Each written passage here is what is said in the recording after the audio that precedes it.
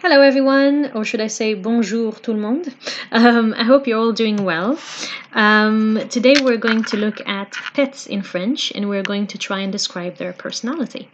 And so I was thinking that it would be interesting and fun to include some craft activities into the lessons when possible, because one advantage of being self-isolated is that hopefully you're able to work from home, but also perhaps you'll have more time to work on creative projects with your children than you normally would. So as you can see here, my little rabbit is made out of a toilet paper roll and some craft paper which I found at home. It's of a very cool fluorescent green color, so I thought it would make him a bit more unique. And I've also used simple markers really to draw the face and color in certain bits, as you can see. And I've also made this dog here out of a box of cereal, really. I called him Spotty. You can guess why. But the idea is that you can use really all kinds of materials. Really, any boxes or tins that you're going to recycle can actually be used for craft ideas. So hopefully you can do something fun with that. So as we said, we're going to be talking about pets and their personalities. Now, I don't actually have a whiteboard at home that I can use at the moment, so I have decided instead to use a transparent pocket here with some white paper to make it look like an actual whiteboard, and I've also used regular markers which are very easy to erase afterwards, and you can use it several times, so it's very practical if you're in a similar position yourselves. So, pets in French. We're going to look at two pets in particular, which are a rabbit and a dog.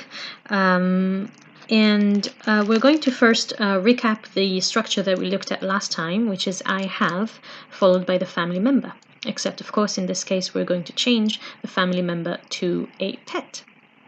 So instead of I have a sister, you would say I have a rabbit. So it's the same structure, of course. J'ai, and then the number and the pet. Now I've kept the same colors as well, at least for j'ai and the number, just because the colors really help certain people learn better and retain the information for a longer period of time. I know it definitely works for me, and hopefully it works for your children as well. And you can use, of course, any colors you like, really. So over here we have a simple sentence, j'ai un lapin. So I have a rabbit. Now, as we mentioned before, depending on the noun that follows, un could also become une if it's a feminine noun, which is the case of the next animal, which is souris, a mouse. Okay, j'ai une souris. J'ai une souris. I have a mouse. No, so we are now familiar with this, really, but we're going to look at describing the personality now. And the structure is the same as in English. So in English you would say, my rabbit is friendly. Same in French, so it's the same type of word in the same order as well. So let's look at the rabbit first. So let's see what he's like. So we've got my, lapin, rabbit, et is mignon, cute. My rabbit is cute. Mon lapin est mignon. Now, I've used the word mignon because it reminded me of the Minions, which are very cute. And it's also a very fun movie that maybe your children are familiar with, so hopefully it will help them retain that word. So, mon lapin est mignon is, of course, for a masculine noun. However, if we use the word souris, which is feminine, we're going to change mon into ma. Ma souris. And then et stays the same, and we're going to change the adjective to mignonne. The adjective always agrees with the noun. Adjectives and nouns go together. So if the noun is masculine, the adjective is masculine. If the noun is feminine, the adjective is feminine as well. So, ma souris est mignonne. So here you might notice that I'm pronouncing the n sound more because we're adding an ne at the end. So this tells us that we need to actually emphasize the n sound. Here, mignon, we're almost swallowing the n sound. Mignon. We're not letting it finish. Over here, mignonne. Okay, we're actually pronouncing the n sound. Okay, so let's go over this again. Mon lapin est mignon. Ma souris est mignonne. Okay. Now it can help to go a little bit faster as you practice the sentence. So you start very slow and then you go faster and faster until it becomes a bit more natural for you to pronounce the words properly. So let's give it a go. Mon lapin est mignon.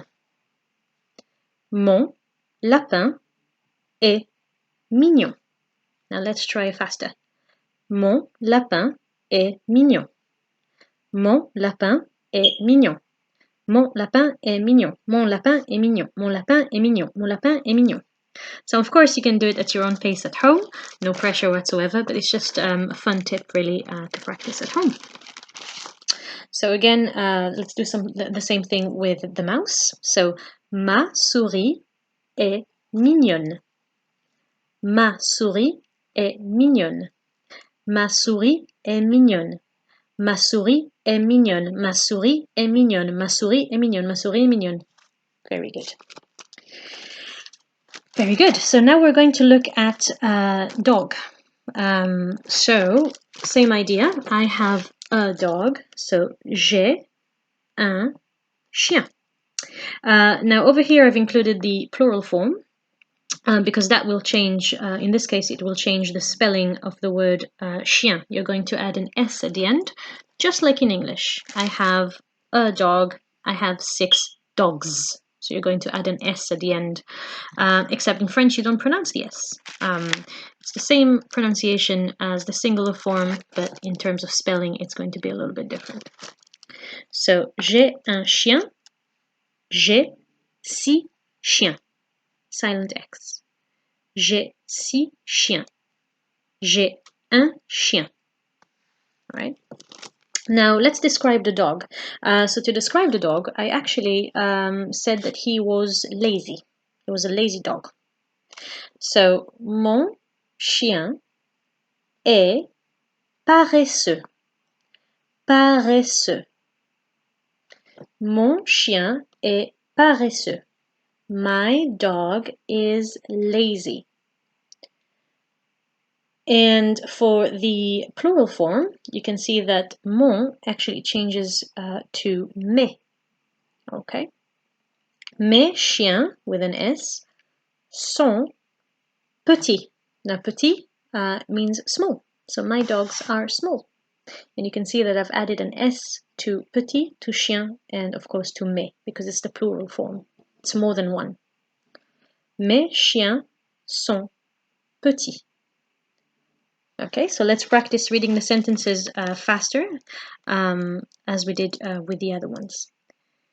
Here we go. Mon chien est paresseux. Mon chien est paresseux. Mon chien est paresseux. Mon chien est paresseux. Mon chien est paresseux. Mon chien est paresseux. Mon chien est paresseux. Mes chiens sont petits. Mes chiens sont petits.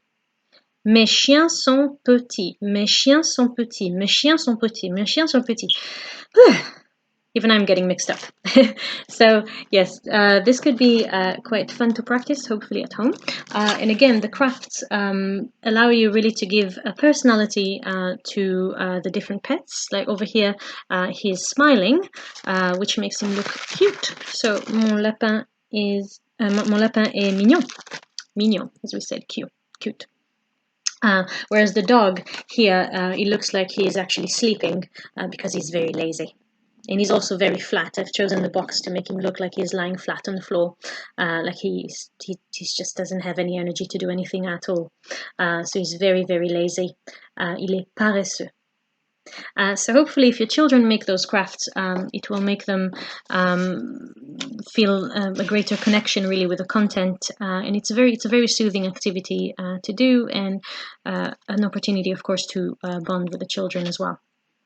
Now another thing you can add if you want to is well, in the case of the rabbit here, I've actually added some leftover cardboard that I had from making the crafts, and I've cut some small pieces and put them inside the roll here, as you can possibly see. And this is to this is so that the rabbit makes some sounds, because one effective way of learning is through rhythm. As you saw with the sentences as well, we kept the same rhythm, we just went faster. So rhythm helps a lot. You might notice with nursery rhymes or songs from cartoons, you know, that your children know so well. So obviously it has to do with the rhymes, but also with the rhythm. And so putting, you know, all kinds of maybe beads or paper or all kinds of objects in there that make noise might actually make it more fun for them and might help them remember the content better. So if you're worried about the contents flying from the rabbit's head, I've actually made some hair for my rabbit. So he's going to look very cool with some green hair. So this is really to cover the head. And you can use your fingers to hold it together and then use the rhythm to repeat the sentence. So we said, my rabbit is cute, mon lapin est mignon. So you could go with a very simple rhythm like we did earlier. So mon lapin est mignon. Mon lapin est mignon. Mon lapin est mignon. Mon lapin est mignon. Mon lapin est mignon. So it's really, really fun to shake, first of all. Yeah, it's always fun. Even as an adult, it's very fun for me. But hopefully the rhythm and the sounds would make it more enjoyable and will help your children retain the information for a longer period of time. So there we go. If you have any questions, of course, about anything, or again, if you'd like me to cover any topics, or if you have any questions, of course, I'm always here for you. Let's leave no child behind. Thank you so much, guys. Have a great day.